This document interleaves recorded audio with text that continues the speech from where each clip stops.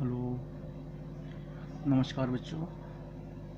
जैसा कि आप लोग जानते हैं, कोरोना वायरस की वजह से विद्यालयों में शिक्षण कार्य बंद है।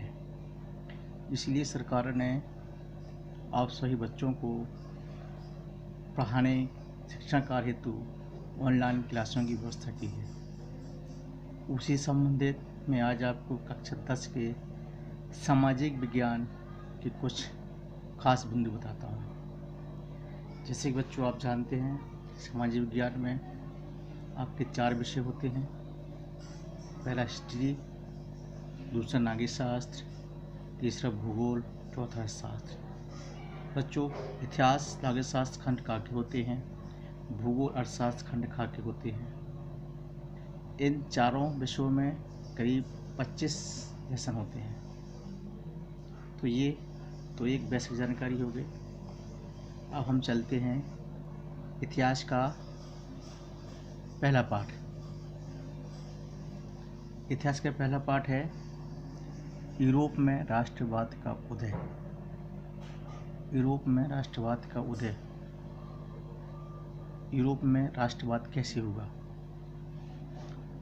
बच्चों, राष्ट्रवाद आज किसी भी देश का आधार होता है। राष्ट्रवाद फ्रांस की क्रांति के बाद शुरू हुआ। अब राष्ट्र और राज्य का उदय। फ्रांसीसी क्रांति ने पुराने राजशाही आदेश पर प्रश्न उठाया कि एक लोकतांत्रिक राष्ट्रवाद के विकास को प्रोत्साहन किया। जब पहले फ्रांस में राजशाही थी, राजशाही की अंत के बाद वहाँ एक लोकतांत्रिक व्यवस्था को उदय हुआ, जिसमें एक नए राष्ट्रवाद को जन्म दिया।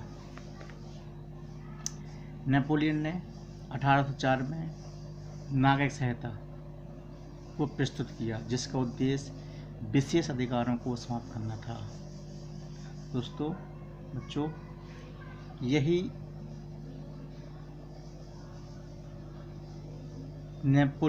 इसी को नेपोलियन संहिता कहते हैं। इसी को नेपोलियन नागरिक संहिता कहते हैं। नेपोलियन ने कानून के समक्ष समानता की स्थापना की और संपत्ति एवं प्रशासनिक प्रयोगों के अधिकारों को सुरक्षित रखा। बच्चों, नेपोलियन ने जो संहिता बनाई, नागरिक संहिता, उसमें उसने संपत्ति एवं प्रशासनिक प्रयोग के अधिकारों को सुरक्षित रखा। अगला पॉइंट इसमें यूरोप में राष्ट्रवाद। यूरोप में राष्ट्रवाद कहते हैं, यूरोप में राष्ट्रवाद का उदय के मुख्य रूप से फ्रांसीसी क्रांति के बाद हुआ। कुछ कारकों ने यूरोप में राष्ट्रवाद के उदय को जन्म दिया, जो निम्नलिखित थे। यूरोप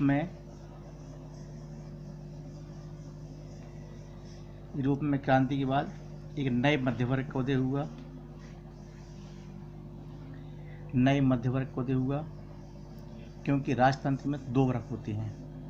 एक होता है उच्च वर्ग, एक निम्न वर्ग। या तो जनता के पास बहुत पैसा होता है एक वर्ग के पास, एक वर्ग के पास खाने को भी कुछ नहीं होता। दूसरा आया उदारवाद की विचारधारा। इसमें लोगों को उदारवाद आया क्योंकि राजतंत्र में उदारवाद कम और उग्रवाद यानी तानाशाही सैनिक शासन ज़्यादा होता है। फ्रांसीसी क्रांति के बाद समाज में एक उदारवाद विचारधारा आई।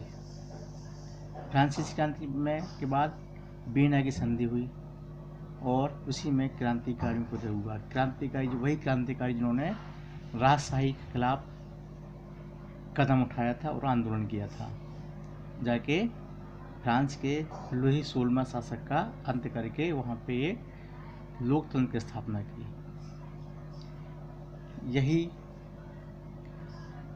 यही क्रांति आगे चल के विश्व को प्रेरित किया और जाके संपूर्ण देश में यहीं से राष्ट्रवाद को जन्म हुआ।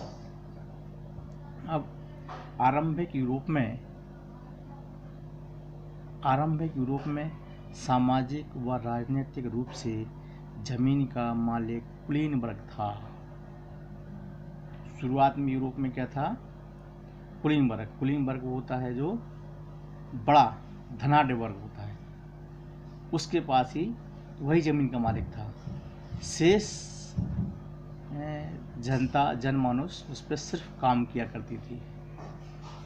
उसमें कई प्रकार के काम, बंधुआ मजदूरी भी होती थी, बेकार भी होती थी, इस तरह के काम किए जाते थे। मालिक वही रहेगा जमीन का, शेष लोग जमीन पे काम करेंगे।